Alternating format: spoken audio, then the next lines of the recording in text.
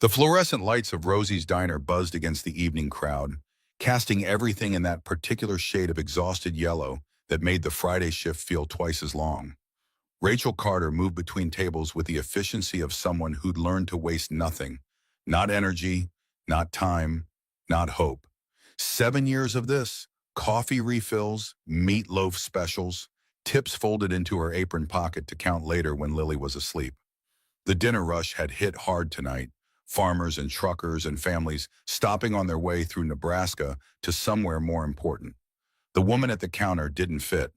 Designer silk blouse, tailored slacks that probably cost more than Rachel made in a month, phone clutched in manicured hands that kept checking messages she never answered. Yuki Nakamura had ordered tea 20 minutes ago and hadn't touched it, just sat there with her spine rigid and her breathing getting shorter. Rachel noticed because noticing was survival, the difference between good tips and getting stiffed. The woman's hand went to her chest, not casual, not adjusting jewelry, clutching. Her other hand gripped the counter edge hard enough to whiten her knuckles, and the color drained from her face in a way Rachel had seen once before, when old Frank had his heart attack in booth 7. The words came out strangled, urgent, in a language Rachel didn't understand. The woman gasped something that sounded like desperation wrapped in syllables Rachel couldn't parse, her eyes scanning the diner with that particular terror of someone drowning in a room full of air. The trucker in the corner booth looked up from his chicken fried steak. The young couple by the window stopped mid-conversation. Tony poked his head through the kitchen pass-through, spatula still in hand. Everyone stared, but nobody moved, because what could you do when you didn't understand the problem? Rachel's voice cut through the sudden quiet. Does anyone here speak Japanese? The answer came from the back corner booth, small and clear and utterly unexpected. A 7-year-old girl with blonde hair pulled into pigtails stepped around the table where she'd been doing homework during her mother's shift, her blue eyes focused with an intensity that didn't belong on a face that young. The Japanese flowed from Lily Carter's mouth like she'd been born speaking it. Whatever she said made the woman's terror crack just enough to let relief through, and the entire diner went silent in a way that had nothing to do with the emergency and everything to do with the impossibility unfolding in front of them. Lily kept talking, her voice calm and measured, asking questions that made the woman nod and shake her head and clutch her chest tighter. The girl turned to the watching crowd without breaking stride. She's having trouble breathing, and her heart hurts. I think it might be a panic attack or something worse. Someone needs to call 911 right now. The trucker already had his phone out. Tony was shouting the address into his cell, and Rachel stood frozen 3 feet from her daughter, watching a child she'd raised alone reveal a talent she'd never mentioned, never hinted at, never given any reason to suspect existed. Lily turned back to the woman, her small hand reaching out to rest on the trembling arm, and started speaking Japanese again. The rhythm of it was different now, slower, steadier, the kind of cadence you'd use to talk someone down from a ledge. The woman's breathing started to sync with the words, following the pattern Lily was setting, and color began creeping back into her face. The paramedics arrived in 6 minutes that felt like 60. By then, Lily had guided Yuki Nakamura through breathing exercises with the precision of a therapist, translating symptoms to Rachel in medical terms that shouldn't have been in a second grader's vocabulary. Elevated heart rate, hyperventilation, possible arrhythmia. The medics exchanged glances when this tiny blonde girl started interpreting between them and their patient, using terminology most adults couldn't pronounce. Yuki Nakamura grabbed Lily's hand as they loaded her onto the gurney.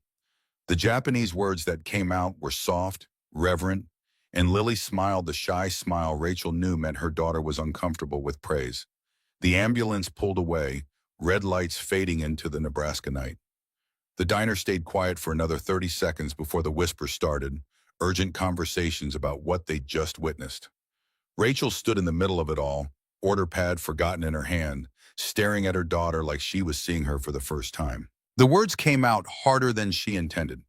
Lily Catherine Carter, we need to have a very serious conversation about where you learned to speak Japanese like that. Lily's confidence evaporated.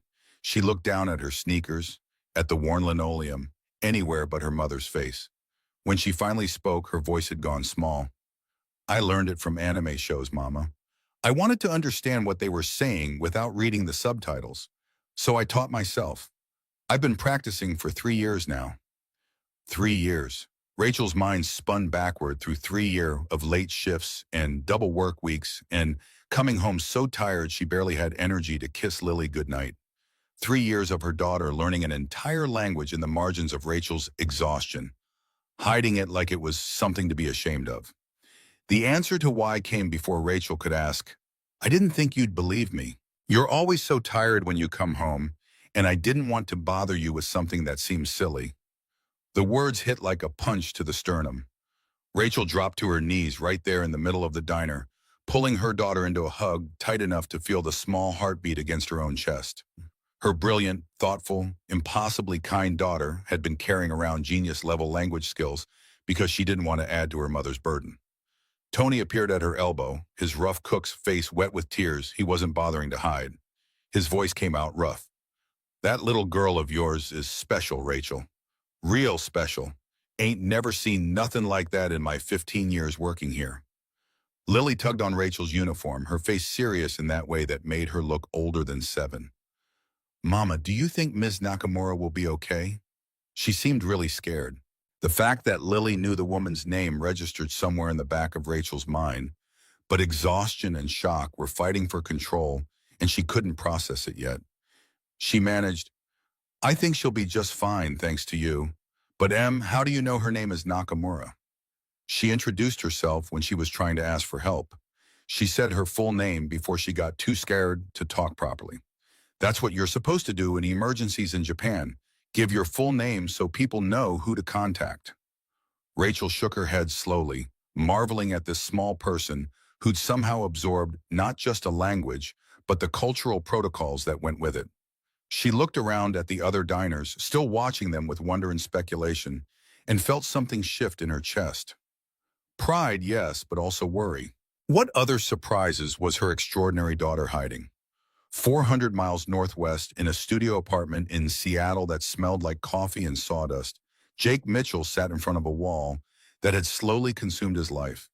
Maps of Nebraska covered every available surface, marked with different colored pins that told the story of 7 years of searching.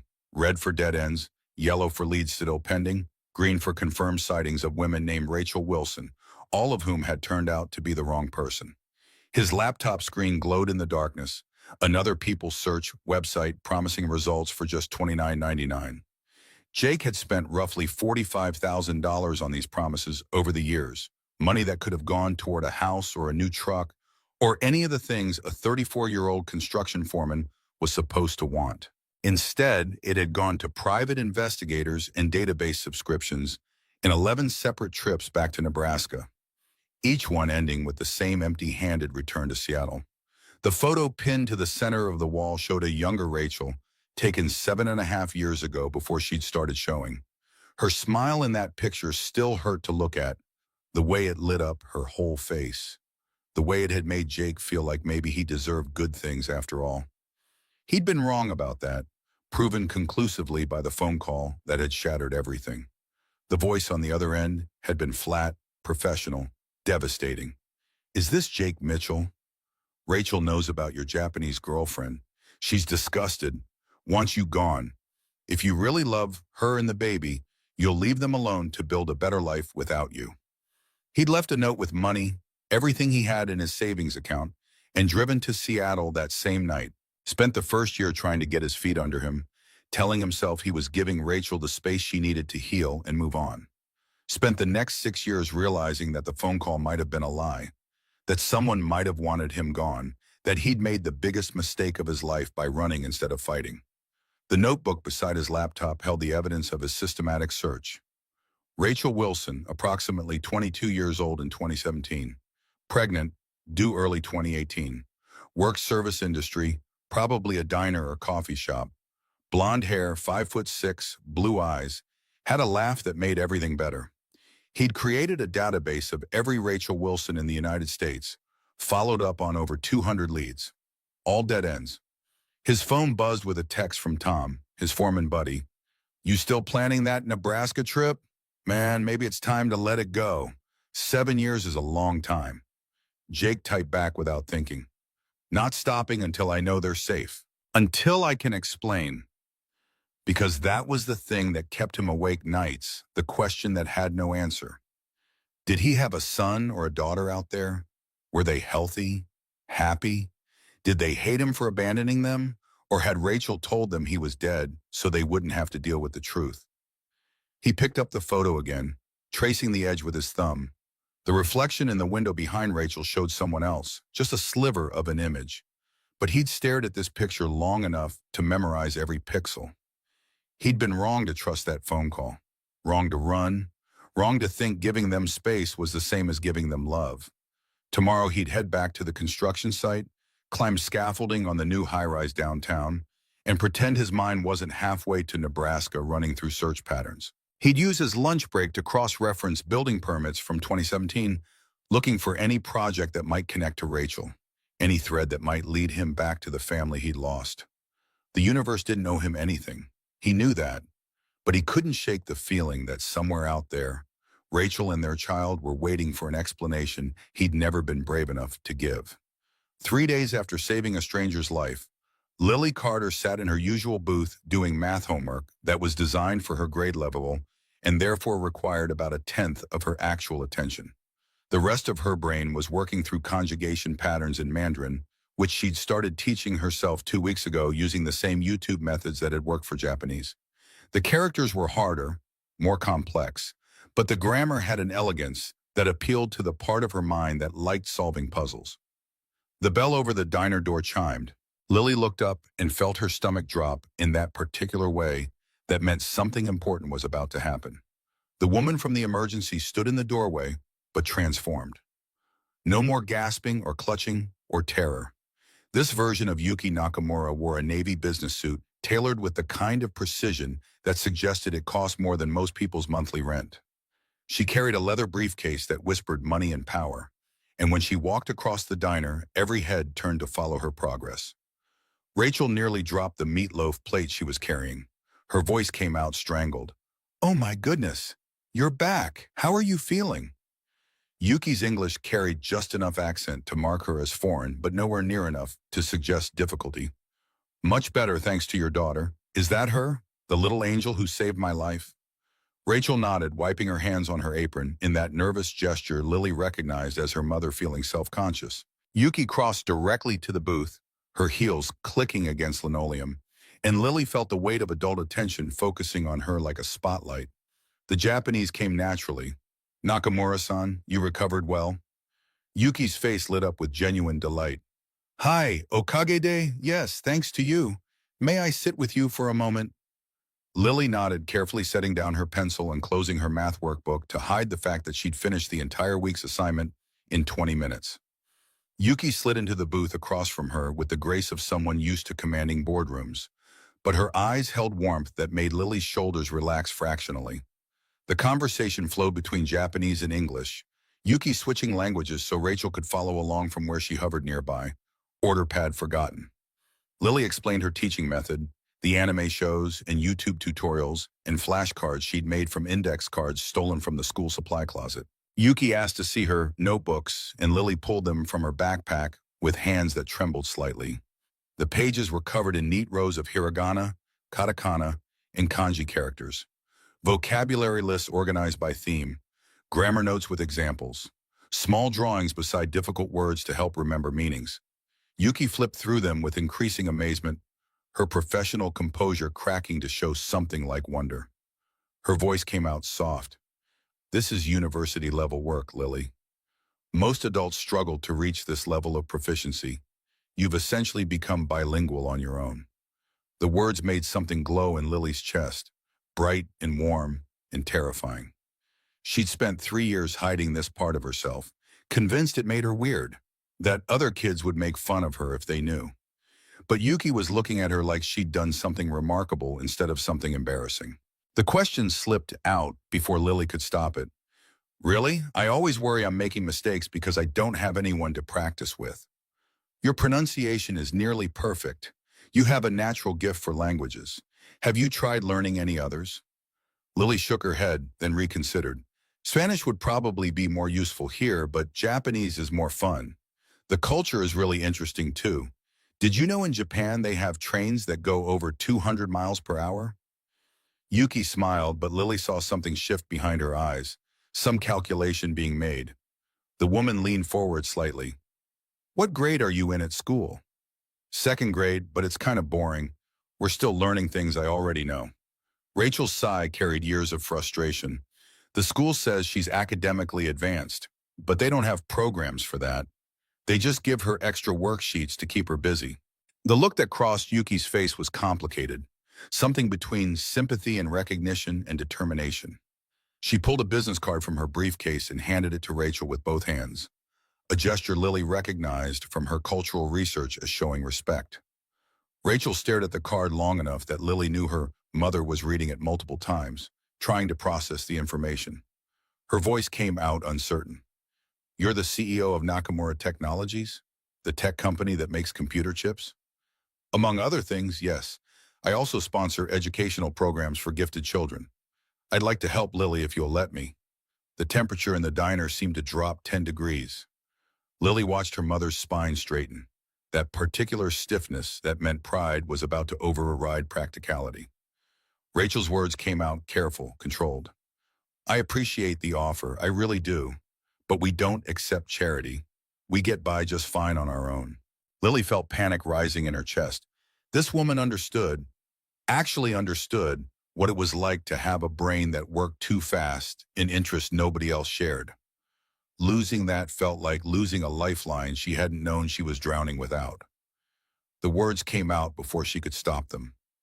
Mama, it's not charity if I earned it by helping someone, right? That is just people being grateful. Both adults looked at her. Rachel's expression was complicated, torn between pride and protectiveness, and that particular fear of hoping for something that might disappear.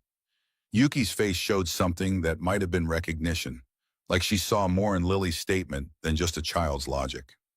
Yuki's explanation came carefully. In Japan, we believe in the concept of debt and gratitude. When someone does something significant for you, you have an obligation to repay that kindness. Lily saved my life. Allowing me to help her education would actually be helping me fulfill my duty.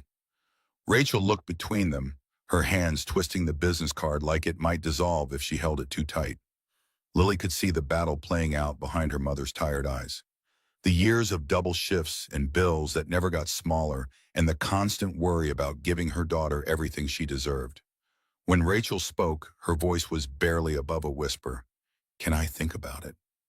Of course, but don't think too long.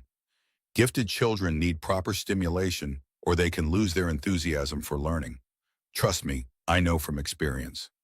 Yuki stood to leave, and Lily felt something like desperation clawed her throat. The woman paused, looking down at her with those dark eyes that seemed to see too much, then knelt to her level. The Japanese words felt like a secret between them. Arigato, Lily-chan, enata wa watashi no inochi wo sukuta. Thank you, Lily. You saved my life. Lily managed to respond through the tightness in her chest. Nakamura-san mo, genki ni natte kurete yokata desu. I'm glad you got better too, Miss Nakamura. After Yuki left, the diner buzzed with speculation. Lily went back to her homework, but the numbers swam in front of her eyes. Her mother stood at the register, staring at the business card, and Lily wondered if this was what hope felt like. This terrible mixture of wanting something so badly it hurt and being terrified it would be taken away. That evening, their apartment above the diner felt smaller than usual.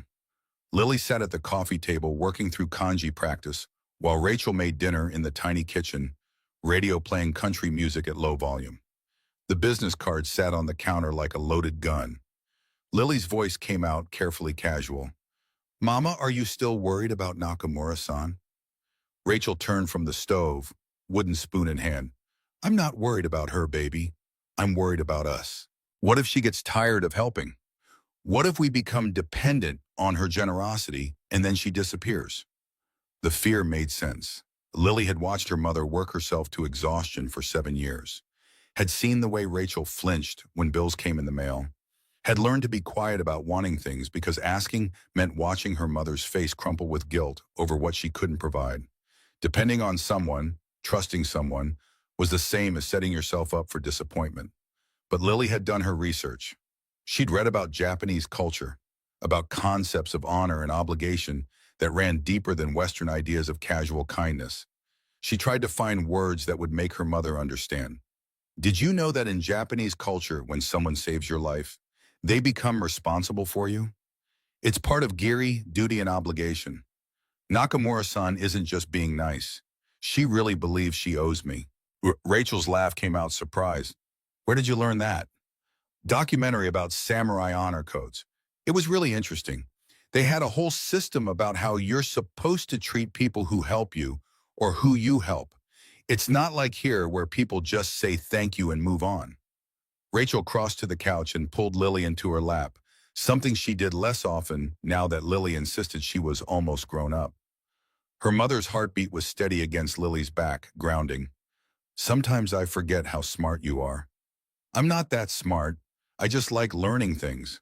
Remember when I went through my dinosaur phase and memorized all their names? You didn't think I was a genius then. That's because most kids go through a dinosaur phase, but most kids don't teach themselves foreign languages or translate medical emergencies. The comparison made Lily uncomfortable in a way she couldn't quite name. She was different, yes, but different was the same as lonely. Different meant eating lunch by herself because the other second graders wanted to talk about cartoons she didn't watch and games she didn't play. Different meant hiding what she knew so she wouldn't seem weird. A knock on the apartment door made both of them jump. Rachel frowned, checking the clock. They never had visitors this late.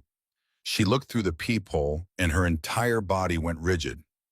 When she opened the door, Yuki Nakamura stood there holding a gift basket and looking uncertain in a way that seemed fundamentally wrong for someone who commanded billion-dollar companies. Her voice came out apologetic. I'm sorry to bother you at home. I realized after I left that I was probably overwhelming you earlier. I wanted to explain myself better. Rachel stepped aside, waving her in despite the obvious discomfort about their humble space. Lily watched Yuki's eyes take in the small apartment, the cheap furniture, the careful organization that couldn't quite hide how little they had. But the woman's expression showed interest rather than judgment, her gaze lingering on Lily's study corner with its neat stacks of library books and homemade flashcards. The question came gently. May I see more of your Japanese writing, Lily? Lily brought over several notebooks, chattering about her favorite characters and what they meant, how the stroke order mattered, and which ones were hardest to remember. Yuki settled on the couch asking questions that showed she actually cared about the answers, and something in Lily's chest loosened. This was what it felt like to have someone understand, someone who didn't think learning was weird or showing interest was showing off. Rachel brought tea for everyone, her movements careful, and Lily could feel her mother's tension like electricity in the air. They sat in awkward silence for a moment, three people who had no business being in the same room together, connected by circumstances none of them could have predicted. Yuki broke the quiet with words that came slowly, carefully chosen. I want to be completely honest with you both about why I'm here. When I was Lily's age, I was a lot like her. Too smart for my classes, curious about everything, learning things on my own because school was boring. Rachel leaned forward. What happened? My parents were building their business and didn't notice how isolated I was becoming. I grew frustrated, then angry, then eventually I just stopped trying. By the time they realized I needed special educational support, I'd already developed some difficult behaviors. Lily's question came out sharp with worry. What kind of behaviors? I became arrogant, dismissive of other people. I thought I was smarter than everyone, so I stopped listening to teachers, stopped making friends, stopped caring about anything except proving how superior I was. It took years of therapy and a lot of hard work to learn how to connect with people again. The fear that crawled through Lily's stomach was cold and viscous. She didn't want to become mean. She didn't want to push people away. She already felt lonely enough. Rachel's voice had gone tight. Are you saying Lily might? I'm saying that gifted children need proper guidance and challenges or they can become very lost. But Lily is different from how I was. She's naturally empathetic and kind. She learned Japanese not just for herself, but to help you understand the shows you watch together. She saved my life not for praise, but because someone needed help. The words made Lily's throat tight. She did learn Japanese partly to help her mother. They used to watch anime together on Rachel's rare nights off, and Lily had hated watching her mother struggle to read the subtitles while also trying to follow what was happening. Teaching herself had been practical and loving, and maybe a little bit showing off, all mixed together. Yuki reached into the gift basket and pulled out a beautifully bound book, the cover embossed with gold characters. She handed it to Lily with both hands. "This is for you. Japanese folk tales, written entirely in Japanese characters." Lily accepted it like it was made of glass and bold in promises. Her fingers traced the embossed title, and she felt her eyes sting with tears. She absolutely would not cry in front of anyone. But Yuki wasn't done. "I have a confession. It's also a test. If you can read and understand these stories, then I'll know for certain that your language abilities are as extraordinary as I suspect." The challenge lit something competitive in Lily's chest. She opened to the first page and began reading aloud, translating the tale of the bamboo cutter and the moon princess. The Japanese flowed easily, and the story unfolded with the kind of elegant sadness that made her think about parents and children and the distances that could grow between people who loved each other. When she finished the first story, both women were staring at her. Yuki's voice came out hushed. "That settles it. Rachel, your daughter isn't just gifted. She's what we call profoundly gifted. Her language acquisition abilities are probably in the top fraction of 1% of the population." Rachel's tears started silently, tracking down her cheeks while she covered her mouth with one hand. Lily wanted to comfort her but didn't know how, didn't understand if her mother was sad or happy or scared or some combination of all three.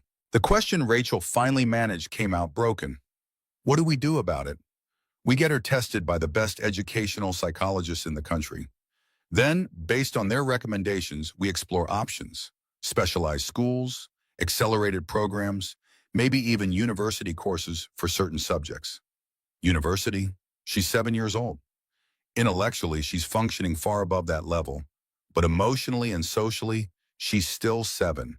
That's why we need experts to design a program that challenges her mind while protecting her childhood. Lily climbed into her mother's lap with the book of stories, needing the anchor of familiar arms. Her voice came out, smaller than she intended. "Mama, would it be okay if I got smarter? I promise I won't become mean like Nakamura-san did when she was little." Yuki's laugh was soft and genuine. "I wasn't mean when I was little, Lily. I became mean when I was older because no one helped me learn how to use my gifts properly." Rachel looked between them, her expression showing the weight of a decision that would change everything. When she spoke, her words came with the careful precision of someone drawing a line in sand. "If I agree to this, I have conditions. Lily comes first always. If any of this makes her unhappy or changes who she is as a person, we stop immediately." "Agreed. And I want to be involved in every decision. I may not have fancy degrees, but I'm her mother, and I know her better than any specialist ever will." "Absolutely." Rachel took a deep breath that seemed to come from somewhere deep in her chest. "And one more thing. I pay you back, eventually, somehow. I don't care if it takes 20 years. This isn't charity. It's an investment in Lily's future that I'll repay with interest." Yuki smiled, and Lily recognized the expression of someone meeting an equal. "Deal. But Rachel, you're already paying me back every day by raising such an extraordinary human being." And the words felt important, like they meant something more than what they literally said. Lily tucked them away in the part of her brain that collected useful information, filing it next to verb conjugations and cultural protocols, and the careful observation that sometimes adults said one thing while meaning something completely different underneath. 2 weeks later, Lily sat in the most sophisticated office she'd ever seen, 40 floors above downtown Chicago, with windows that showed the city spreading out like a circuit board below. Dr. Rebecca Torres watched through one-way glass while Lily worked through assessments designed for high school students, puzzles that were supposed to be challenging, but mostly just felt like fun. In the observation room, Rachel gripped the railing hard enough that her knuckles went white. Yuki stood beside her, both women watching Lily identify patterns and solve problems with the kind of easy focus that suggested she wasn't struggling at all. "Doctor," Torres's voice came out hushed. "This is unprecedented. I've been doing this for 25 years, and I've never seen anything quite like her." Rachel's question carried the weight of 7 years of worry. Is that good or bad? It's extraordinary. Lily's IQ is measuring somewhere north of 180. To put that in perspective, Einstein's was estimated around 160. But more remarkable than her raw intelligence is her emotional maturity and linguistic processing speed. The testing room showed Lily moving on to a language acquisition simulation. They taught her basic phrases in Mandarin, Hindi, and Arabic simultaneously, then asked her to identify patterns and construct new sentences. Within 30 minutes, she was holding simple conversations with native speakers via video chat, her face bright with the pleasure of solving puzzles that actually required effort. Rachel's voice came out strangled. How is this possible? Yuki answered quietly. Some children are born with brains that function differently. Lily's neural pathways for language and pattern recognition are probably structured unlike 99.9% of the population. Dr. Torres added clinical precision to the explanation. What we're seeing suggests Lily has what we call savant-level linguistic abilities, but without the typical social or developmental challenges that usually accompany such gifts. She's essentially a genius with the emotional intelligence of a well-adjusted child. The testing continued for 3 more hours. Advanced mathematics that Lily approached like games. Logical reasoning that made her laugh when she found elegant solutions. Creative problem-solving where she generated answers the testers hadn't considered. Through it all, she maintained natural curiosity and infectious enthusiasm, chatting with the testers during breaks like they were friends she'd known for years. When they finally finished, Dr. Torres invited everyone to her private office.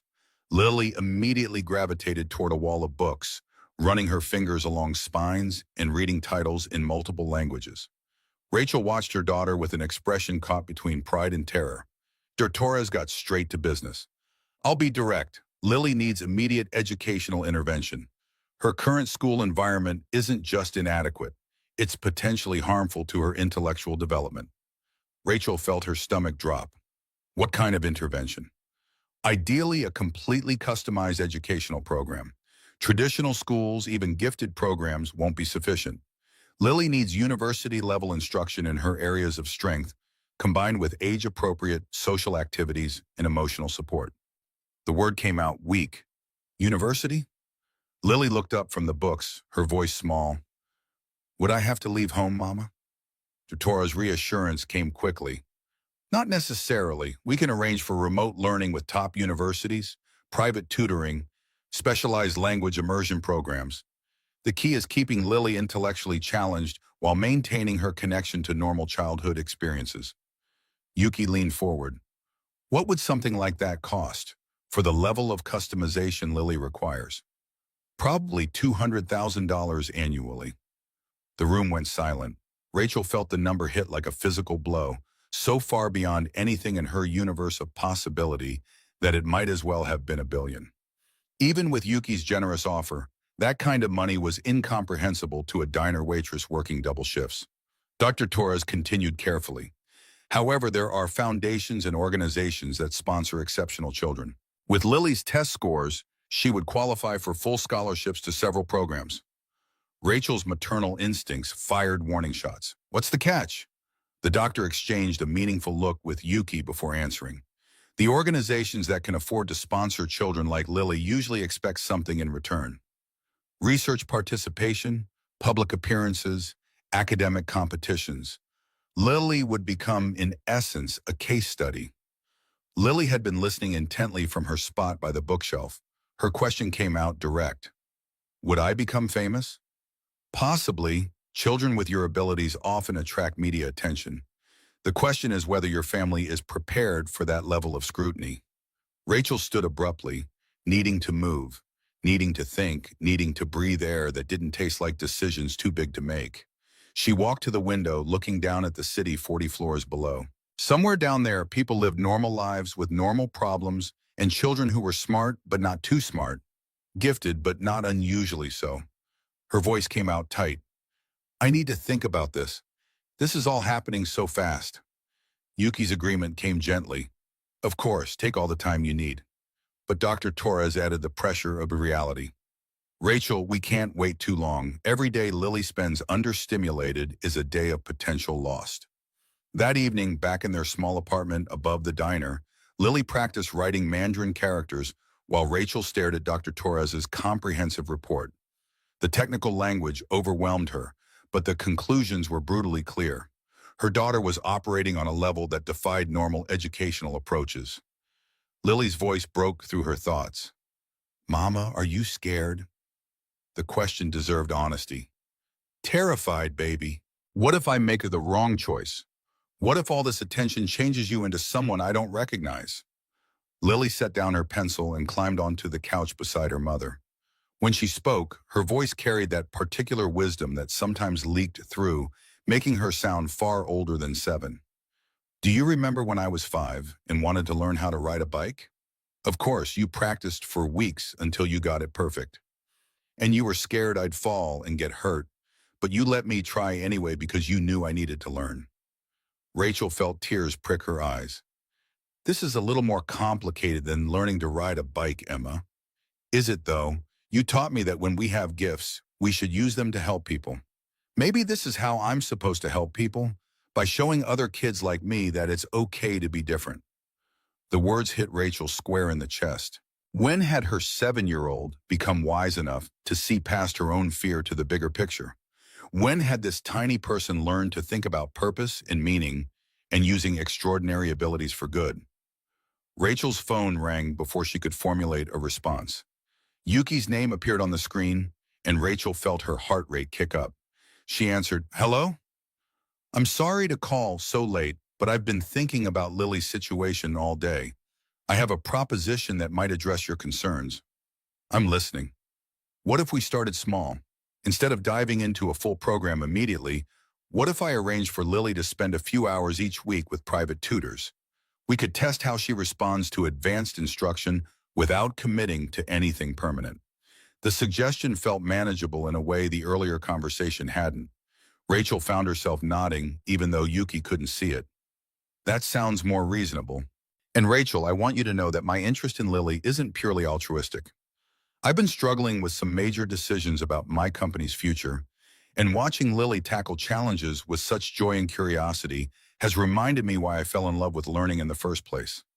After hanging up, Rachel looked at her daughter, who had returned to her language studies with the kind of focused intensity that suggested she'd already moved past worry into planning mode. The question came out carefully. "Lily, how do you feel about trying some special classes? Just a few hours a week to start." Lily's face lit up like Christmas morning. "Really? With real teachers who know about languages and hard math?" "Really, but if you don't like it or if it makes you unhappy, we stop immediately. Deal?" "Deal." Lily launched herself into her mother's arms with enough force to nearly knock them both off the couch. As Rachel tucked Lily into bed that night, her daughter asked one more question. "Mama, do you think Nakamura-san was lonely when she was little? Like me?" The observation stopped Rachel cold. "Why do you ask?" "Because she gets this sad look in her eyes sometimes when she talks about being smart as a kid. I think maybe she didn't have anyone who understood her." Rachel kissed her daughter's forehead, marveling once again at Lily's ability to see past surfaces to the hurt underneath. Sometimes having a genius daughter meant having someone who noticed things other people missed, who felt things other people skimmed past. Her answer came honest. "You know what?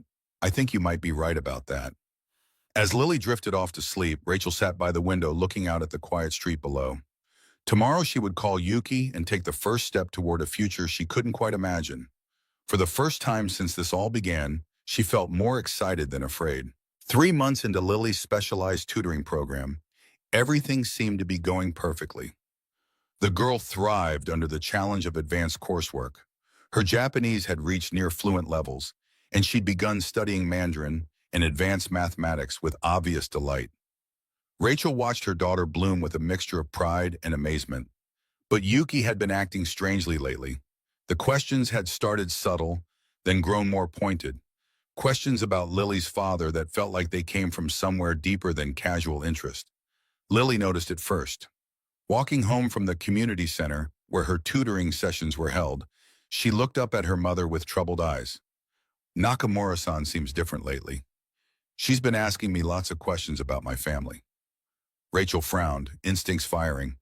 What kind of questions? About my daddy mostly, where he is, what he was like, if I remember him. I told her I don't remember much because I was really little when he left, but she keeps asking.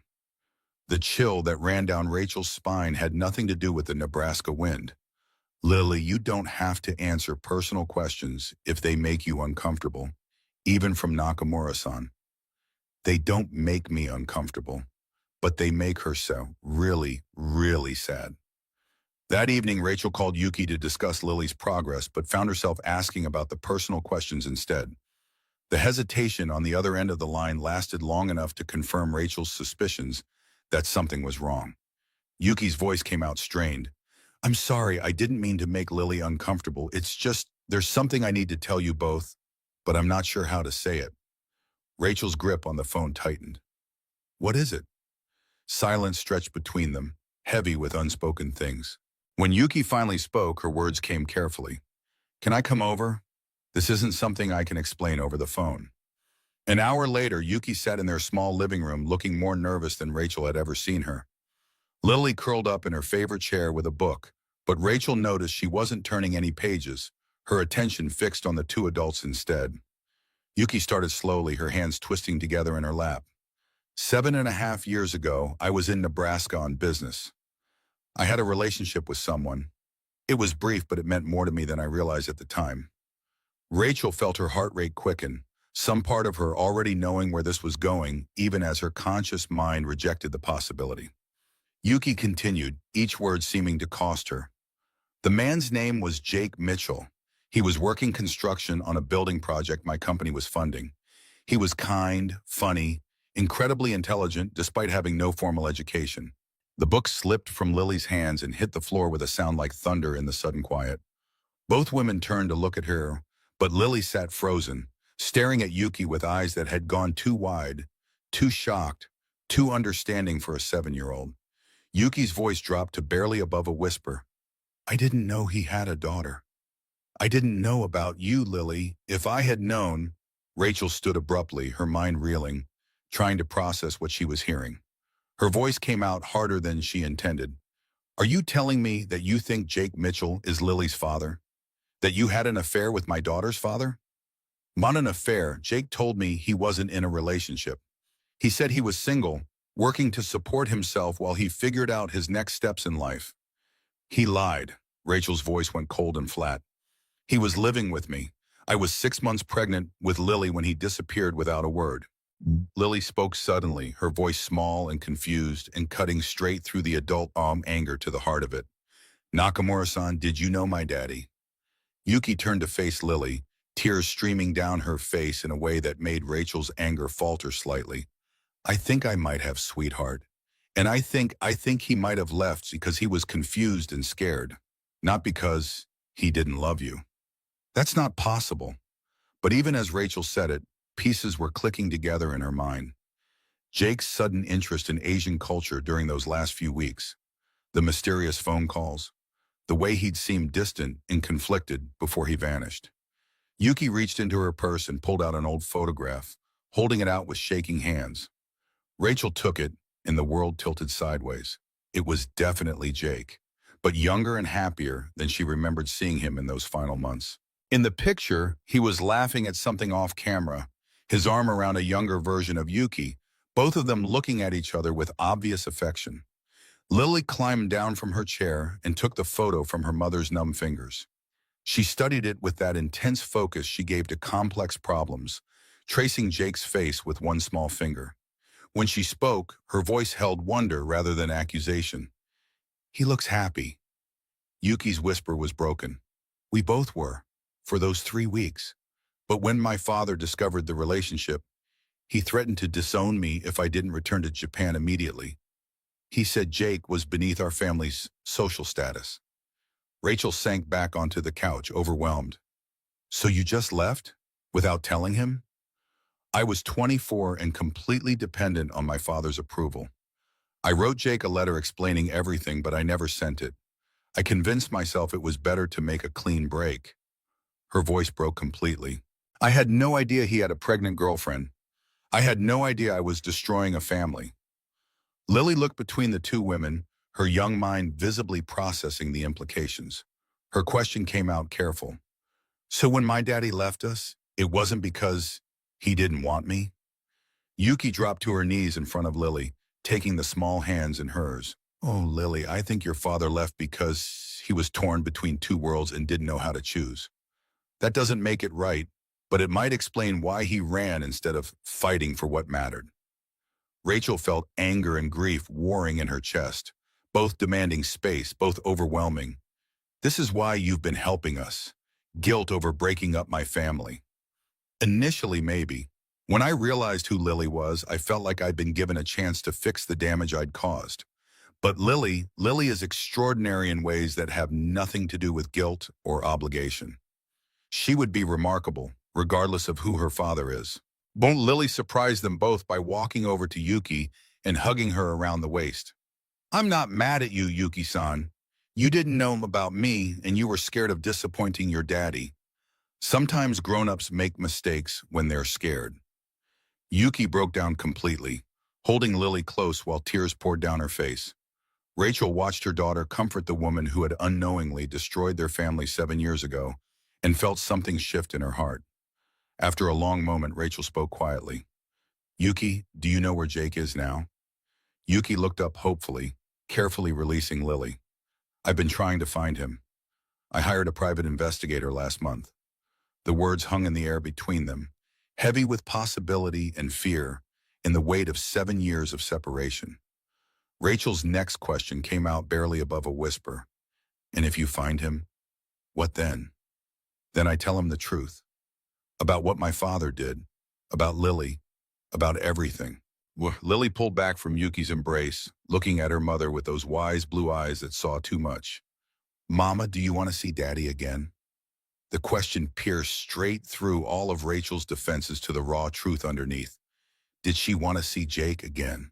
The man who'd abandoned her, who'd left her pregnant and alone, who'd made her believe she wasn't enough, but also the man who'd made her laugh, who'd looked at her like she was precious, who'd talked about their future with such certainty she'd believed it was real. Her answer came honest. I don't know, baby. I really don't know. The photograph stayed on the coffee table between them like evidence at a crime scene. Rachel stared at it while Yuki explained the rest, each detail another small cut that added up to something that bled. 3 weeks in Nebraska, a construction project Nakamura Technologies had been funding. One of those investments Takeshi had made to diversify the company portfolio. Jake had been supervising the structural work, and Yuki had been sent to inspect progress. They'd met over blueprints and coffee, talking about load-bearing walls and foundation integrity, and somehow those conversations had turned into something else. Yuki's voice carried the weight of confession. He told me he was single, said he was figuring out what came next in his life, whether to stay in construction or try something different. We connected in ways I'd never experienced with anyone my father approved of. Rachel's hands clenched in her lap.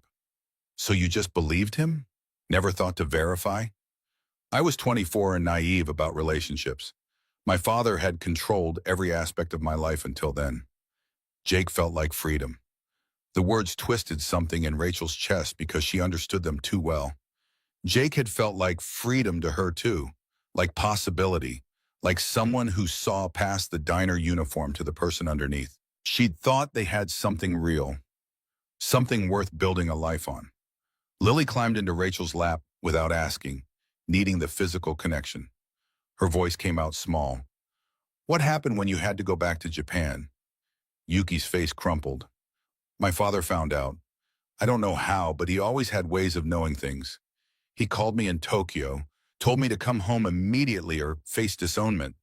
When I said I cared about Jake, he said... She paused, swallowing hard. He said a construction worker was beneath our family's dignity, that I was embarrassing the Nakamura name. Rachel felt anger surge hot and bitter. And you listened to him. I was terrified of losing everything. The company, my inheritance, my father's approval. I know how weak that sounds, but I was raised to believe family honor mattered more than personal happiness. So you chose money over Jake. The accusation landed hard enough to make Yuki flinch. When she spoke again, Her voice had gone hollow. I chose fear over courage. I chose what I knew over what I wanted. And I destroyed something I didn't even know existed. Lily shifted in Rachel's arms, looking up at her mother. Mama, are you angry at Yuki-san? The question deserved honesty, even if the answer was complicated. I don't know what I am, baby. This is a lot to process. Yuki stood slowly, gathering her coat. I understand if you want me to leave. I understand if you do not want my help anymore. But please don't punish Lily for my mistakes. The words stopped Rachel cold because they were fair and true and infuriating. Whatever happened between the adults, Lily deserved her education, her opportunities, her chance to become everything she could be. Lily surprised them both by sliding off Rachel's lap and walking to Yuki. The hug she gave was fierce and uncomplicated. 7-year-old forgiveness wrapped in small arms. I'm not mad at you, Yuki-san. You didn't know about me and you were scared. Sometimes people make bad choices when they're scared. Yuki's composure shattered completely. She held Lily close, shoulders shaking with sobs that sounded like they'd been building for years. Rachel watched them and felt her anger war with something softer, something that recognized grief when it saw it. After Yuki left, promising to call about the investigators' progress, Rachel sat in the quiet apartment trying to make sense of the wreckage. Lily had gone to bed without protest, emotionally exhausted by revelations too big for her to fully comprehend. The photograph still sat on the table, Jake's young face frozen in a moment of happiness that now felt like a lie. Except it wasn't a lie, was it? He'd been happy with Yuki, maybe happier than he'd been with Rachel. Maybe that was the truth underneath everything else, the one that hurt most to acknowledge. Her phone buzzed with a text from Tony. Heard some of what happened from the gossip mill. You okay? She typed back, no, but I will be. Because she had to be. Because Lily needed her to be strong enough to handle this, to make the right choices even when all the choices felt wrong. 2 weeks passed in a strange limbo. Lily continued her tutoring program, but Rachel kept Yuki at careful distance. They communicated through emails about schedules and progress reports, professional and cold. Lily asked why several times, her young face troubled by the sudden frost between the adults who mattered to her. Rachel's explanation never quite satisfied. It's complicated, sweetheart. But she's trying to fix things. Isn't that what you always taught me? When you make a mistake, you apologize and try to make it right. The simple wisdom stung because Lily was right. Yuki was trying to fix what she'd broken, even if the breaking had been accidental, even if the consequences had rippled out in ways she couldn't have predicted. Tony cornered Rachel during the lunch rush on a Tuesday, his gruff voice cutting through her mental spiral. You've been torturing yourself for 2 weeks. That woman didn't know about you. She was young and scared. Rachel wiped down the counter harder than necessary. She still slept with Jake while I was pregnant. Jake lied to both of you. He's the one who messed up. But he left because someone told him to, someone who knew about both of us. The realization had been building slowly, pieces fitting together in ways Rachel hadn't wanted to see. Tony's voice dropped lower. Yuki's father. Rich, powerful man protecting his daughter, destroying anything that threatens the family image. Tony grabbed her hand, stopping the manic cleaning, and Yuki's trying to rebuild what he destroyed. She's spending her own money, her own time. She stood up to her father, Rachel. That takes guts. Rachel pulled her hand back, but the words had landed. Yuki had chosen differently when it mattered, when she knew the full truth instead of operating on her father's lies. That had to count for something.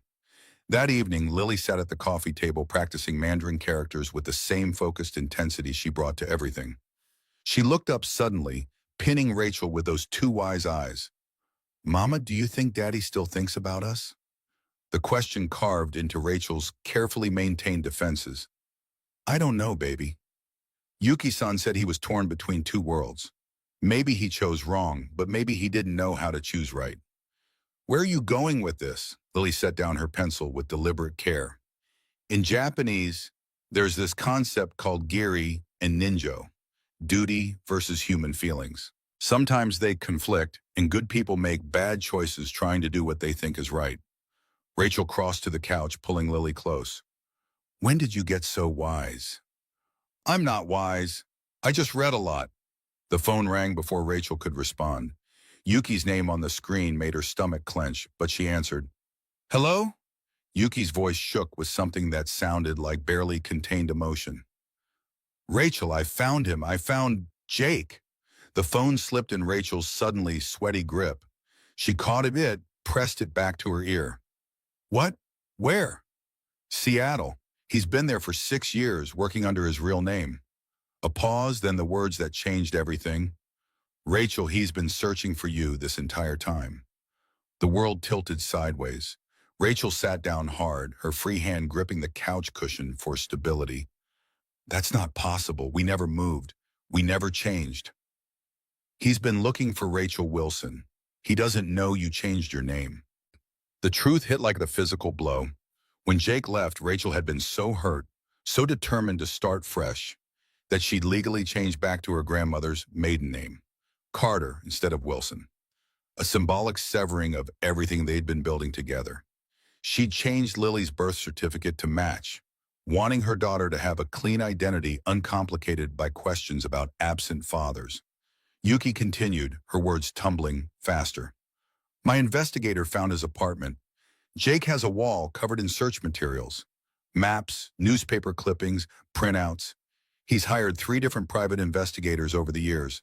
Spent tens of thousands of dollars looking for you. Rachel's throat closed around words that wouldn't come. 7 years she'd believed Jake abandoned them, chose Yuki over his family, walked away without looking back. And all that time he'd been searching, following a name that no longer existed. I'm coming over. I have the evidence. You need to see this. 30 minutes later, Rachel stared at photographs that rewrote her understanding of the past 7 years. Jake's apartment wall, captured by Marcus Webb's telephoto lens, showed obsessive dedication. Every Rachel Wilson in the United States had been tracked, investigated, ruled out. Birth records searched for Wilson babies born in early 2018. Diner employment databases cross-referenced with Nebraska addresses. Marcus Webb's report detailed methodical persistence that would have been touching if it wasn't so devastating. Jake had personally visited Nebraska 11 times, walking into every diner and coffee shop in a 50-mile radius of where they'd lived together. He'd created a database, hired professionals, followed leads that went nowhere because he was searching for someone who no longer existed under that name. The handwritten notes broke Rachel's heart. Jake's familiar scrawl, slightly messy but readable, documenting his search. Rachel Wilson, approximately 22 years old, Nebraska, pregnant 2017. Check birth records for Wilson baby, early 2018. Work service industry, diner most likely. Blonde, 5'6", blue eyes, had a laugh that made the whole world better. That last detail shattered something in Rachel's chest. He remembered her laugh. After 7 years, after everything, he remembered the small detail that had nothing to do with her appearance and everything to do with who she'd been with him. Yuki pulled out another document, her hands trembling. There's more. Marcus recovered phone records from 7.5 years ago. Someone called Jake from an untraceable burner phone. The call was triangulated to Tokyo. Rachel's blood went cold. Your father. Yes, I confronted him last week. He admitted everything. The rage that flooded through Rachel was clean and pure and completely justified. Takeshi Nakamura had looked at their lives and decided they were acceptable collateral damage in protecting his daughter's reputation. He'd made one phone call and destroyed 2 families, sent Jake running and left Rachel alone, convinced she wasn't enough to make him stay. What did you say to him? Yuki's voice hardened with a steel Rachel hadn't heard before. I told him I was finding Jake and revealing the truth. He threatened to cut me off financially, remove me from the company. I chose you and Lily over him. Rachel looked up sharply. What does that mean? It means I'm on my own now. The company board supports me, but my father controls the family trust and inheritance. I sacrificed my relationship with him and my financial safety net to fix what he destroyed. The sacrifice was real and costly and changed Rachel's understanding of who Yuki was underneath the CEO polish. She hadn't just felt guilty about the past. She'd put her entire life on the line to make it right. Yuki pulled out one more document, handling it with reverent care. Jake wrote this years ago. Marcus found it in his apartment. Never sent because he didn't have your address. The letter was written on notebook paper, the edges worn like it had been read and reread countless times. Jake's handwriting filled 3 pages with confession and regret and desperate explanation. Rachel read while tears blurred the words. Rachel, I know I don't deserve your forgiveness. I know running was the coward's choice, but I need you to understand what happened. I met someone in Nebraska, a woman named Yuki. We connected in ways I couldn't explain, and I felt torn between 2 worlds. I knew it was wrong, but I was weak and stupid, and I hurt you in the worst possible way. Then I got the call. Someone told me you knew about Yuki, that you were disgusted, that you wanted me gone. They said if I really loved you and the baby, I'd leave and let you build a better life without me. I believed them because it was drowning in guilt, because I thought maybe they were right. Maybe you did deserve better than someone who'd betrayed you. But I can't stop searching. Every day I hope I'll find you, find our child, get the chance to explain and apologize, and beg for forgiveness I know I don't deserve. I need you to know, I never stopped loving you. I never stopped wanting to be a father to our baby. I just didn't know how to fight for us when I'd already broken us. Rachel's hands shook so hard, she nearly dropped the letter. Lily appeared at her elbow, reading over her shoulder with that frightening comprehension that missed nothing. When Lily spoke, her voice was thick with tears. Daddy didn't think we wanted him. Rachel pulled her daughter close. That's exactly what he thought, baby. Yuki's question came quietly. What do you want to do? The answer should have been complicated, but it came surprisingly clear. I want to see him. I want to hear him explain. Her voice broke. I want Lily to meet her father. Yuki's relief was visible. I've arranged flights to Seattle for this weekend. If that's too soon, It's not too soon. We've waited 7 years. That's long enough. Lily looked between the adults, her face showing fear for the first time. What if he doesn't like me? What if I'm too weird because I'm smart? What if he's disappointed? The vulnerability in her daughter's voice nearly broke Rachel. She cupped in Lily's face in both hands. Listen to me. Your father is going to think you are amazing. He's going to be so proud he won't know what to do with himself. But Lily's fear was real and age-appropriate, the first time she'd shown genuine anxiety about something that mattered to her. She'd prepared speeches, practiced introductions in both English and Japanese, tried to control an uncontrollable situation through the only tools she had, her intelligence and her languages. That night, after Lily finally fell asleep, Rachel sat with the letter and the photographs and the evidence of 7 years of searching. She thought about Jake walking into diners across Nebraska, showing her picture to waitresses who didn't recognize her. She thought about him spending money he probably couldn't afford on investigators who couldn't find what didn't exist anymore. She thought about herself, working double shifts and raising a brilliant daughter alone, convinced she'd been abandoned when really she'd been lost. The difference mattered. Being left behind was rejection. Being lost was tragedy. And maybe, possibly, they could find their way back to each other if they were brave enough to try. Seattle loomed 3 days away. 3 days to prepare Lily for meeting the father who'd been searching for her since before she was born. 3 days to prepare herself for facing the man she'd loved and lost and maybe, impossibly, still loved underneath all the hurt. Rachel picked up her phone and texted Yuki. Thank you for everything, for not giving up on fixing this. The response came immediately. You don't need to thank me. I should have fought for the truth 7 years ago. I'm just glad I can help now. In Seattle, Jake Mitchell stared at a text message that didn't make sense. I found Rachel. She wants to see you. Tomorrow, 10 a.m., Cafe Mariana. He read it 17 times, looking for hidden meaning, waiting for it to be a mistake or a cruel joke. But Yuki Nakamura's name sat at the top of the screen, and the message stayed the same no matter how many times he blinked. Found Rachel. Wants to see you. 7 years of searching condensed into 6 words that either meant everything or would destroy him when they turned out to be false. Tom found him sitting on the scaffolding of their current project, phone clutched in both hands, staring at nothing.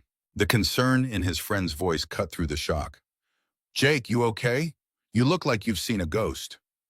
They found her. Rachel. She wants to see me. Tom grabbed the safety harness to steady himself. After 7 years? Are you sure it's real? I don't know, but I have to go. I have to see if it's true. That night, Jake couldn't sleep. He paced his apartment, staring at the search wall that had consumed his life. Should he take it down? Leave it up? Would Rachel see it as proof of devotion or evidence of obsession? More terrifying, did he have a son or daughter? What did they look like? Were they healthy and happy? Did they hate him for disappearing? The questions spiraled until Tom showed up with beer and common sense. You're going to drive yourself crazy. Just go tomorrow, be honest, and hope for the best. What if she brought me here to yell at me? Tell me to stop searching. Then you apologize and give her that choice. But Jake, if she wanted you gone, she wouldn't have agreed to meet. She'd have sent a lawyer or just ignored Yuki completely. The logic helped, but fear still wrapped around Jake's chest like a vice. He'd spent 7 years preparing for this moment, but now that it was here, he had no idea what to say or how to explain, or whether Rachel would even let him try. He pulled out the unsent letter he had written 3 years ago, reading his own desperate words and wondering if they were enough. Probably not. Nothing could undo 7 years of absence, 7 years of missed moments, 7 years of a child growing up without knowing their father. But he had to try, had to show Rachel he had never stopped fighting to find them, even when the fight seemed hopeless. Morning came too slowly and too fast.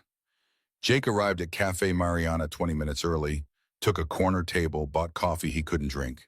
The newspaper in his hands was upside down, but he didn't notice until a family walked through the door and his entire world stopped. Rachel looked older but somehow more beautiful, confidence replacing the uncertainty he remembered. The woman beside her was unmistakably Yuki, elegant and composed.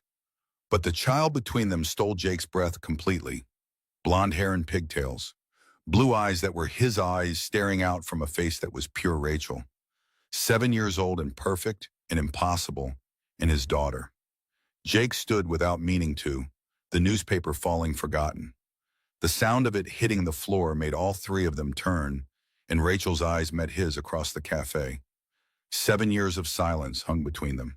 7 years of hurt and searching and misunderstanding and love that had nowhere to go. Rachel's lips formed his name, though he couldn't hear it over the roaring in his ears. He took a step forward, then another. Drawn by gravity, he couldn't resist. But the little girl moved first. She let go of Rachel's hand and walked toward him with a confidence that wobbled slightly, betraying her nervousness. When she stopped 3 feet away and looked up at him, Jake's knees nearly buckled. Her voice came out careful, practiced, like she'd rehearsed this moment. Hi, Daddy. Watashi wa Lily desu. Hajima mashati. The Japanese crashed over Jake like a wave. His daughter, Lily, her name was Lily, had just introduced herself in perfect Japanese, and he didn't understand any of it except the word daddy, which was the only word that mattered. He dropped to his knees, bringing himself to her level. Lily? Your name is Lily? She nodded, and tears he hadn't known he was crying dripped onto the cafe floor. Lily Carter. Mama changed our names after you left. That's why you couldn't find us. Understanding detonated in Jake's chest. He looked at Rachel, saw confirmation in her tear-streaked face. Carter. She'd changed their names to Carter, and he'd spent 7 years searching for Wilson, chasing a ghost while the real people he loved lived under a name he'd never thought to look for. You changed your name, he managed, the words directed at Rachel. She nodded. I needed a fresh start. I didn't know you were looking. Everything he'd planned to say evaporated. Jake just stared at this small person who shared his eyes and his stubborn chin and Rachel's delicate features, trying to comprehend that she was real. She was here. She existed. They sat at the table in awkward configuration. Lily between her parents, Yuki across from them, everyone too careful and too raw and too overwhelmed to know how to start. Lily broke the silence with a question that shattered Jake's heart. You speak Japanese? No, sweetheart, I don't. Oh, I learned it myself. I thought maybe... She trailed off, but Jake heard the hope underneath. She'd thought maybe they could connect through the language, share something special. The conversation that followed hurt in ways Jake hadn't anticipated. Learning that Rachel had believed he abandoned them. learning that someone had called him with deliberate lies designed to drive him away, learning that Yuki's father had orchestrated everything to protect family reputation. But the worst part, the part that made rage and grief war in his chest, was understanding how close they'd been all along. Same state, same general area, but separated by a name change and a phone call and 7 years of unnecessary suffering. When Rachel handed him the photographs of his search wall, his own obsession reflected back at him, Jake felt shame and vindication tangled together. She could see what the search had cost him, but she could also see he'd never given up. Lily's small voice cut through the heavy silence. So nobody really did anything wrong? Yuki-san didn't know about us. Daddy didn't know about the baby. Only Grandpa Takeshi knew everything and lied. The adult wisdom in her child's clarity made Jake laugh through tears. Grandpa Takeshi? Lily shrugged. He's Yuki-san's father, so technically, but I don't think I want to meet him. The tension broke slightly, and Jake found himself actually smiling at this extraordinary child who'd made sense of adult mess with 7-year-old logic. He looked at Rachel, really looked at her, and found something unexpected in her eyes. Not forgiveness, not yet, but possibility. A willingness to hear him out, to consider that maybe they could find their way back to each other. Lily spoke again, her voice small and scared. Daddy, are you disappointed that I'm different, that I'm too smart? Jake's heart cracked clean through. Different? Lily, you're amazing. You're perfect. I'm not disappointed. I'm in awe. He pulled her into his arms for the first time, feeling the solid weight of her small body, breathing in the smell of her shampoo, memorizing this moment he'd dreamed about for 7 years. When he looked up, Yuki was crying silently and Rachel was smiling through tears, and Jake realized this was just the beginning. They had years to make up for, wounds to heal, trust to rebuild. But for now, holding his daughter while her mother watched and the woman whose father had destroyed them sat witness, Jake felt something he hadn't felt in 7 years. Hope. The cafe felt too public for what came next. Yuki made a quiet suggestion about her hotel suite, and nobody objected. They needed privacy for the conversations that mattered, space to process 7 years of damage and the slim possibility of repair. The suite occupied 2 floors of a downtown hotel, the kind of luxury that made Rachel acutely aware of the gulf between Yuki's world and hers. But Lily gravitated immediately to the windows, pressing her face against the glass to watch Seattle spread out below like a promise. Jake couldn't stop staring at his daughter. Every gesture, every expression, revealed some new detail he'd missed. The way she tilted her head when thinking. The stubborn set of her jaw that was pure Mitchell genetics. The graceful hand movements that came from Rachel's side. Rachel caught him watching and something passed between them. Not forgiveness yet, but acknowledgement. They'd both lost 7 years to lies and misunderstandings, but they'd gained this extraordinary child who somehow existed despite everything trying to tear them apart. Yuki ordered room service, nobody touched, and made herself scarce in the suite's second bedroom, giving them space to navigate the minefield of their reunion. The awkwardness lasted until Lily broke it with typical directness. Daddy, did you really draw pictures of what I might look like? Jake pulled out his phone, scrolling through photos he'd taken of his apartment wall before leaving. The sketches were rough, his construction workers' hands better with blueprints than portraits, but the love in each attempt was unmistakable. Lily at 2, at 5, at 7, sometimes with dark hair, sometimes blonde, always smiling because Jake couldn't imagine his child any other way. Lily studied each drawing with intense focus. You made me too pretty, and my nose is different. You're exactly as pretty as I drew you. More, actually. Rachel leaned in to look, and Jake caught the scent of her shampoo, something floral he didn't recognize. 7 years was long enough for everything to change, for her to become someone he'd have to learn and all over again. Her voice came soft. You really never stopped looking. Not for a single day. I worked overtime, saved every penny, took jobs I hated if they paid better so I could afford investigators. He met her eyes, needing her to understand. I thought you'd moved on, but I had to know you were okay, had to know our baby was safe. She's more than safe. She's remarkable. The transition into explaining Lily's gifts felt natural. Rachel walked Jake through the discovery at the diner, the self-taught Japanese, the IQ testing that had revealed abilities far beyond normal parameters. She showed him videos on her phone, Lily speaking fluent Japanese with Yuki, then switching to Mandarin with a tutor, tackling mathematical concepts designed for high school students. Jake watched his daughter on the small screen and felt pride were with inadequacy. He'd spent 7 years doing honest construction work, building things with his hands, earning respect through reliability and skill. But he'd never finished college, never had the kind of education that would help him understand what Lily needed. Rachel must have seen it on his face because her hand found his, squeezing once. She needs you, Jake, not despite who you are, but because of it. She needs someone who can teach her that intelligence isn't just about books and tests, that building something real with your hands matters just as much as solving equations. The words settled something in Jake's chest. He looked at Lily, who'd moved to the couch with one of her language notebooks. "Hey, sweetheart, want to see something cool?" She looked up, curious and cautious in equal measure. Jake pulled a napkin from the room service tray and started sketching a simple truss bridge, explaining load distribution and structural integrity as he drew. Lily moved closer, her eyes tracking every line, asking questions that showed she understood the principles faster than most adults. "Could we make the center span longer if we added support here?" "That's exactly right. You've got an engineer's mind. Or a builder's mind, like you." The simple statement cracked something open in Jake that had been locked tight for 7 years. His daughter saw value in what he did, wanted to learn from him, didn't think less of him for working with his hands instead of his head. Rachel's voice interrupted the moment. "We need to talk about what happens next. Where we go from here." The practical question grounded them all. Jake's life was in Seattle, his job, an apartment, and the fragile stability he'd built while searching. Rachel's life was in Nebraska, the diner job and the apartment, and Lily's tutoring program. Neither could just abandon everything, but staying apart after finding each other felt impossible.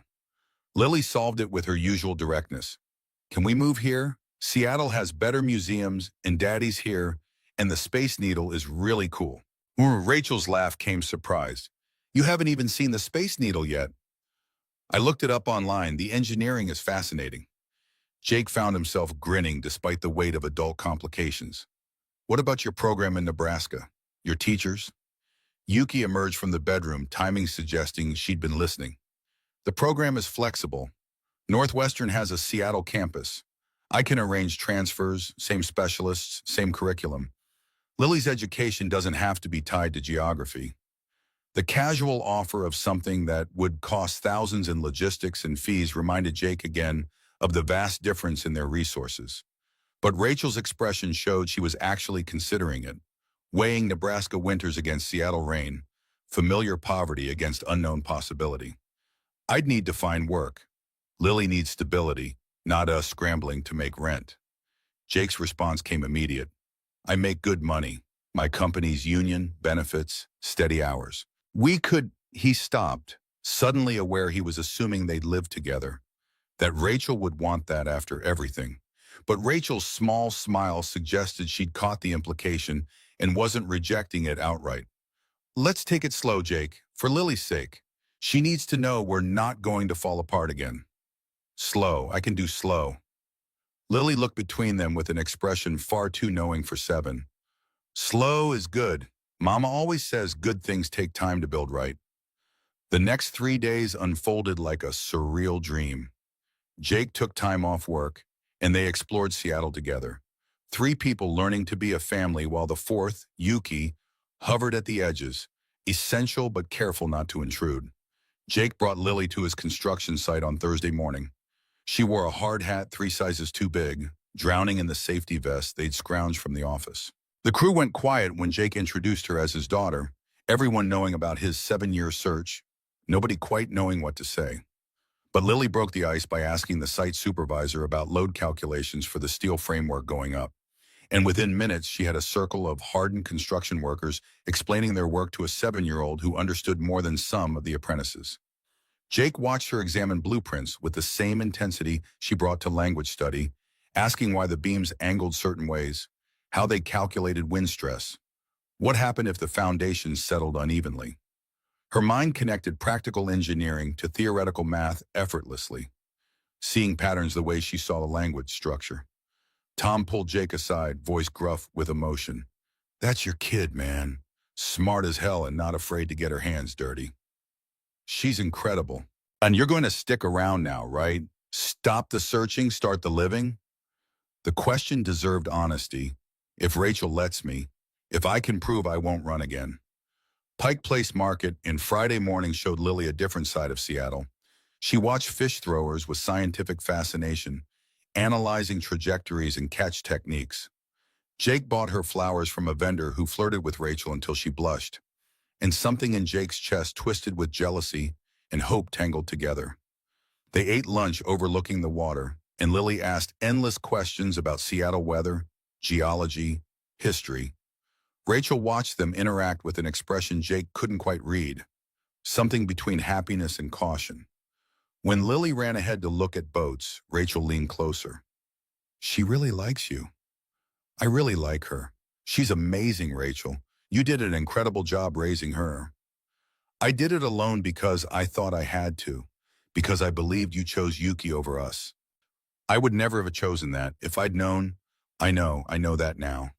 She took a breath that seemed to hurt. But Jake, you still lied to me. You were seeing Yuki while we were together, and even if you didn't know I was pregnant, even if you thought we were casual, that still hurt. That still matters. The words landed like blows because they were fair and true and impossible to defend against. Jake had hurt Rachel through selfishness and confusion and weakness, and no amount of searching afterward could undo that original sin. His voice came quiet. I know I don't deserve another chance, but I'm asking for one anyway. Saturday morning brought them to the Space Needle. Lily pressed against the glass, calculating height and sway tolerance, while tourists snapped photos around them. Jake stood beside her, explaining the engineering in terms she could grasp, and Rachel watched from nearby with Yuki, the two women having reached some understanding Jake didn't quite comprehend. Lily's question caught him off guard. Daddy, how come you never went to college if you're so smart about buildings? Couldn't afford it. Started working construction right out of high school, learned on the job. Do you wish you had gone to college? Jake considered the question seriously. Sometimes, but I like what I do. There's something satisfying about building things people can touch and use and live in. About knowing your work matters in real concrete ways. Lily nodded slowly. That's what I like about languages. They're not just theory. You use them to connect with real people. The parallel struck Jake as profound. His daughter understood the value of practical application over pure academia, saw worth in things that served immediate human needs. Maybe they weren't so different after all. That evening, back at the hotel suite, Yuki's phone rang with a number that made her face go pale. She stared at it for 3 rings before answering, and Jake knew without being told who was calling. Yuki's voice went cold and formal. Father. Even across the room, Jake could hear Takeshi Nakamura's irritated tone. Yuki listened for perhaps 30 seconds before cutting him off. I gave you enough time to process. This isn't changing. I made my choice. Why? Jake caught Rachel's eye, and they shared a look of mutual understanding. This conversation had been coming since Yuki admitted what her father had done. Yuki's hand shook slightly. You want to discuss this? Fine, I'm putting you on speaker. Jake and Rachel are here. They deserve to hear what you have to say. The voice that came through the phone carried aristocratic disdain. This is a private family matter, not appropriate for... Jake took the phone before Yuki could respond. Mr. Nakamura, this is Jake Mitchell, the construction worker whose life you destroyed 7 years ago. The pause lasted 3 heartbeats.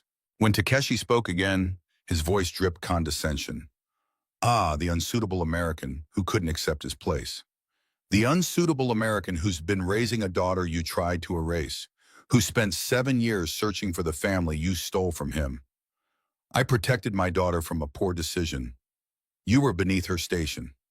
I did what any father would do. Rachel grabbed the phone from Jake's hand. Mr. Nakamura, I'm Rachel Carter. You don't know me, but you changed my entire life with one phone call. I raised a brilliant daughter alone because you decided your reputation mattered more than our happiness. I did what was necessary to. You did what was convenient. And you failed because your daughter is a better person than you raised her to be. She chose truth over comfort, chose family over money. And we're building something you can't control or destroy this time. Lily had been watching the adults with wide eyes, processing the anger and confrontation. She walked over and took the phone with the kind of authority that suggested she'd made a decision. Hi, Grandpa Takeshi. I'm Lily Carter. I'm 7 years old and I'm your granddaughter, even though you tried really hard to make sure I never knew my daddy. The phone went silent.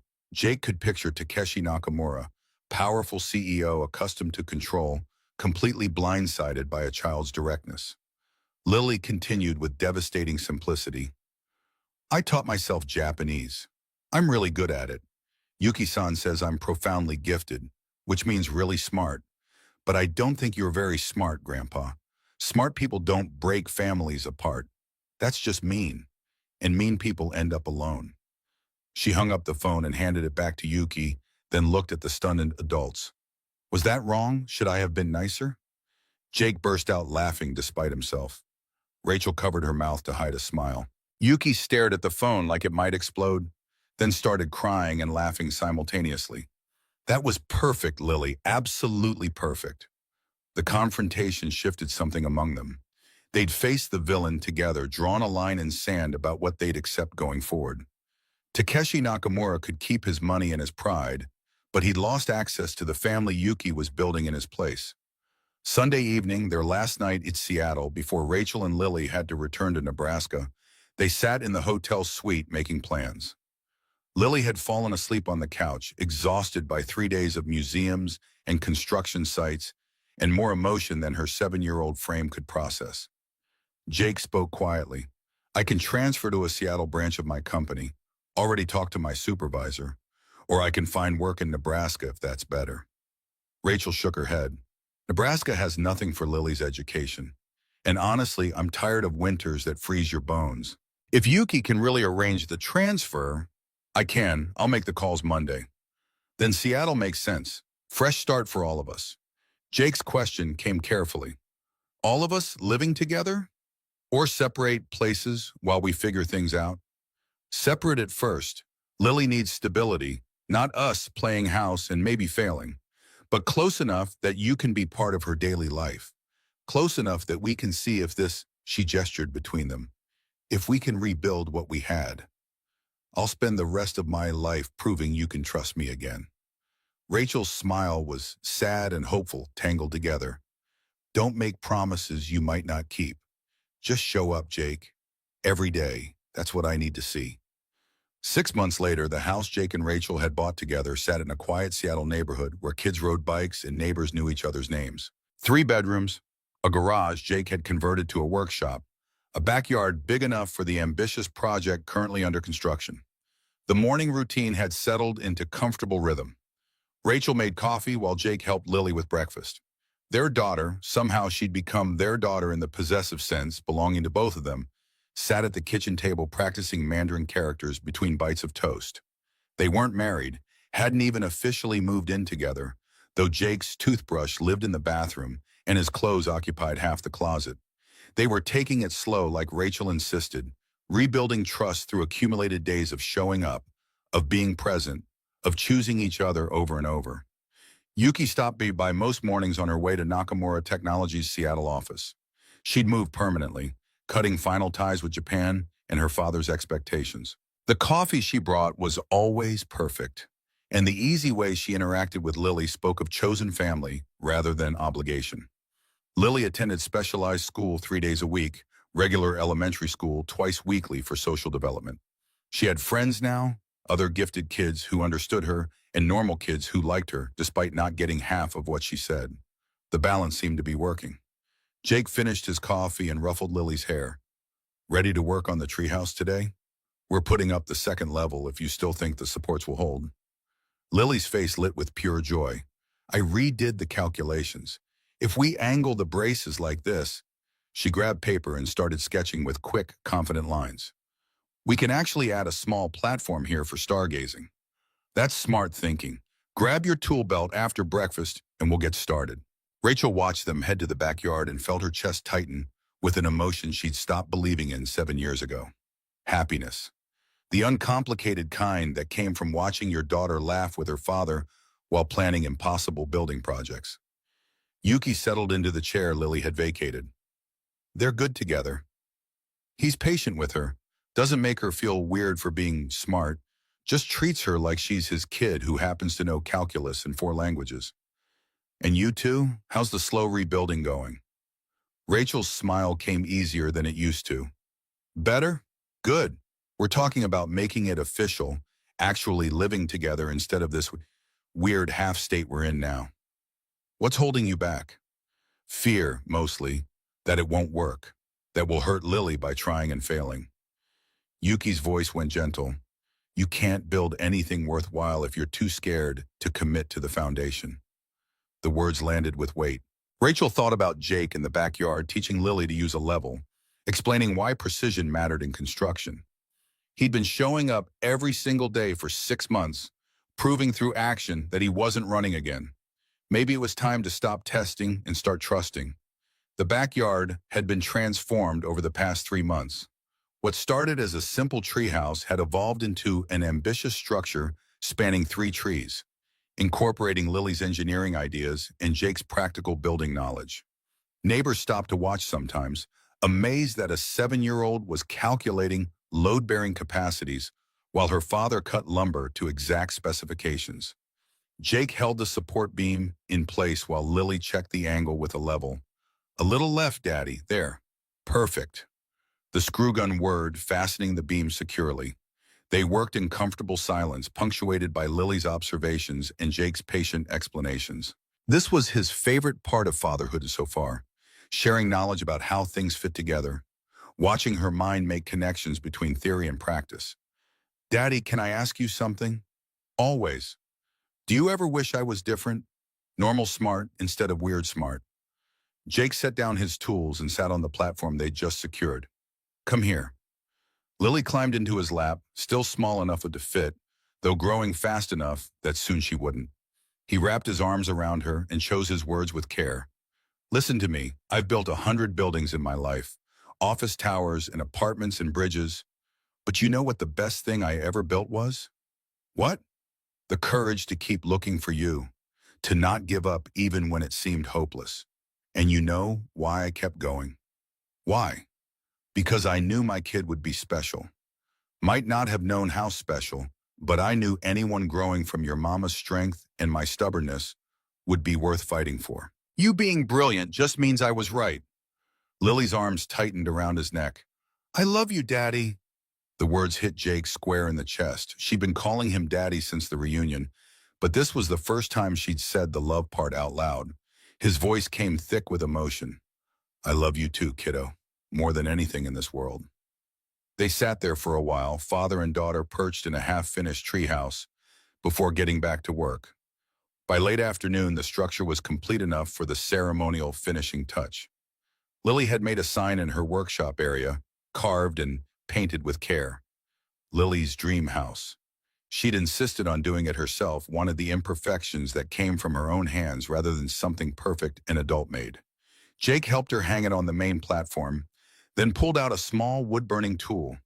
In the corner of the main beam, he carefully carved 4 names: Jake, Rachel, Lily, Yuki. The family they'd built from broken pieces and stubborn hope. Rachel and Yuki came out to see the finished product. Lily climbed to the highest platform, looking down at the 3 adults who'd saved her in different ways. Jake, who gave her curiosity and practical intelligence. Rachel, who gave her strength and compassion. Yuki, who gave her opportunities and cultural richness. Something clicked in Lily's mind, a puzzle piece falling into place. She looked at Yuki standing next to her mother, at her father below with his tool belt in carpenter's hands. The photograph flashed through her memory, the one Rachel had kept on her nightstand for years. Young Jake standing with Rachel, and behind them in the window's reflection, a partial image Lily had noticed years ago when she was 5 and just starting to pay attention to details. She'd seen Yuki before that night at the diner, seen her in that reflected image, had wondered about the mysterious woman in the background of her parents' happy photograph. When Yuki walked into Rosie's diner, Lily had recognized her immediately, though she'd been too young to fully understand the implications. But she'd suspected.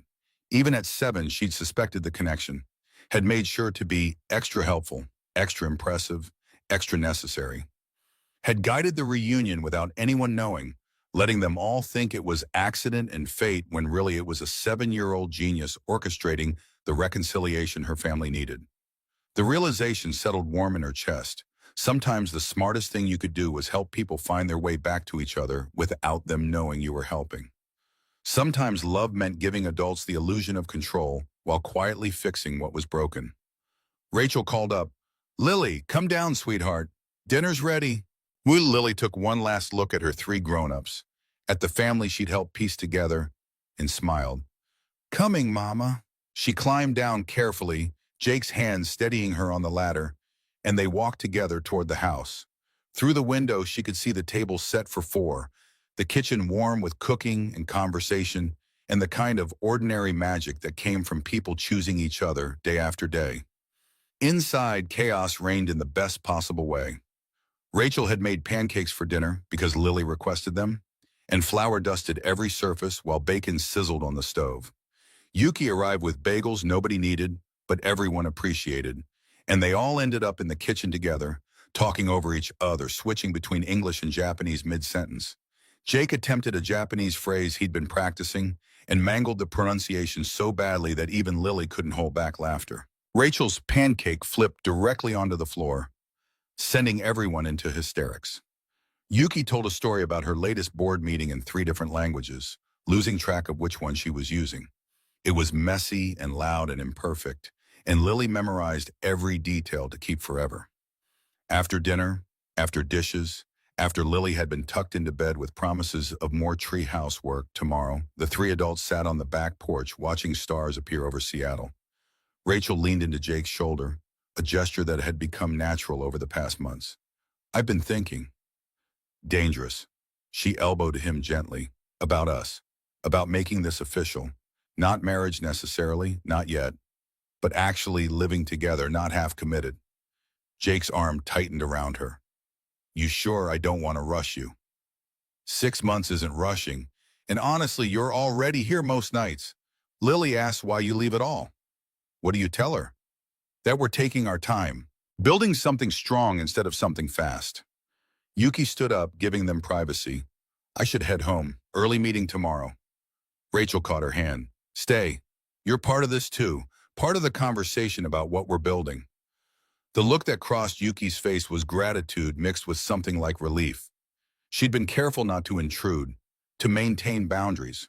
But the truth was, she'd become essential to their family structure in ways none of them had anticipated.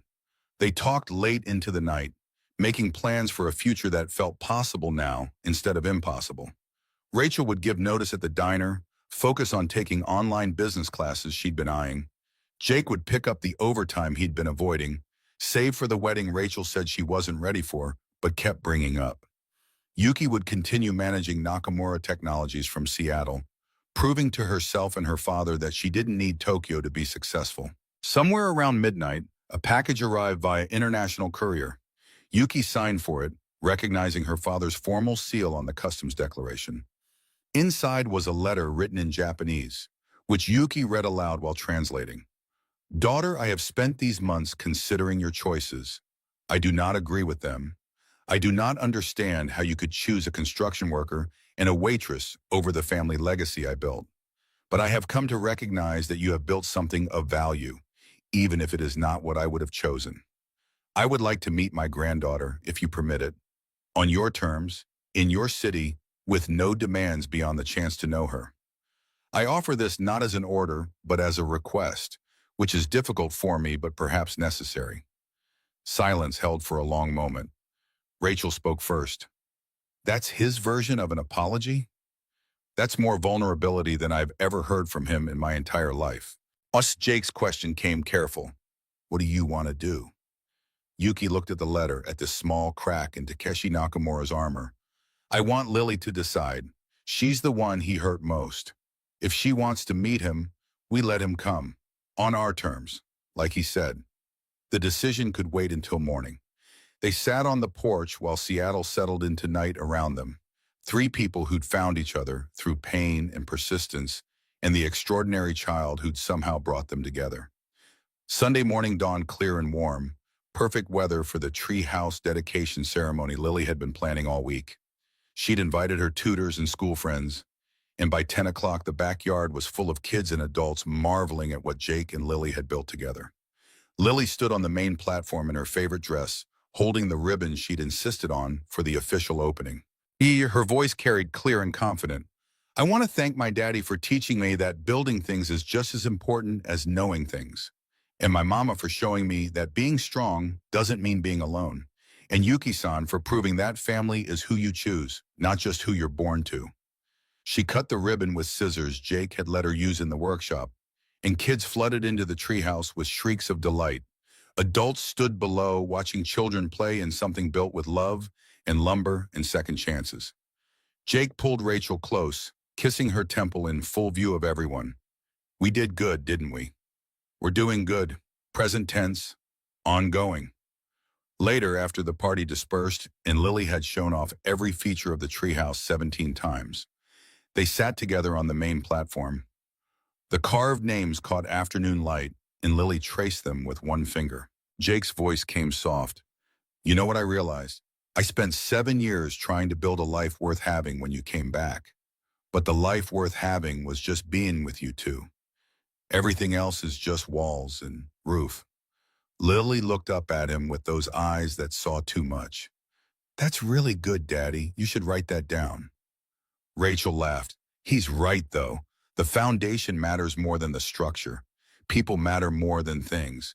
And love, real love, is worth fighting for even when it seems impossible." They sat in the treehouse as shadows lengthened, three people who'd been lost and found and were learning to be found together. Below them, Yuki emerged from the house with her phone, looking up with an expression of mixed apprehension and hope. "That was my father again. He's serious about visiting. Wants to know if next month works." Lily considered this seriously. "Will he promise to be nice?" "I'll make him promise." "Then okay, but just for one visit. We'll see how it goes." The adult wisdom in her child's caution made all three grown-ups smile. Lily had learned wariness from Rachel, practicality from Jake, and cultural awareness from Yuki. She'd take what each of them offered and build her own understanding of how the world worked. As the sun set over Seattle, painting the sky in colors that Lily would later describe in 3 different languages, Rachel felt something settle in her chest, not the absence of fear, but the presence of something stronger. Hope built on evidence instead of wishes, trust earned through showing up, love reconstructed from fragments into something that might actually last. Jake's arm around her shoulders felt like home. Lily's chatter about adding a rope bridge to connect to the neighbor's tree felt like future. Yuki's quiet presence in their lives felt like grace. They climbed down from the tree house together as darkness fell, and Lily looked back at the structure one more time. The names carved into the beam caught the porch light. 4 people who'd found each other despite every obstacle, who'd chosen each other despite every reason not to. She'd helped make this happen, her 7-year-old self recognizing connections adults couldn't see, guiding them toward each other with the kind of subtle manipulation that came from understanding people better than they understood themselves. But that could stay her secret. Let them think it was fate or chance or the universe correcting itself. Sometimes the best kind of smart was knowing when to let people believe in magic. They walked into the house together, into warmth and light and the sound of voices layered in love. And Lily thought about all the things she still wanted to build. More languages to learn, more treehouse additions to design, more moments of her father's laugh and her mother's smile and Yuki's quiet understanding. The family she'd helped construct was better than any she could have imagined when she was younger and lonelier, and hiding her intelligence like it was something shameful. This family celebrated what made each of them different while loving what made them the same. As Rachel tucked her in that night, Lily asked one last question. "Mama, do you think we're finally complete? Finally whole?" Rachel brushed hair from her daughter's forehead, her voice warm with certainty. "Yeah, baby, I think we finally are." And in the darkness, Lily smiled, knowing she'd built something that would last. Not with lumber and nails, but with patience and hope and the quiet understanding that sometimes love needed a little help finding its way home.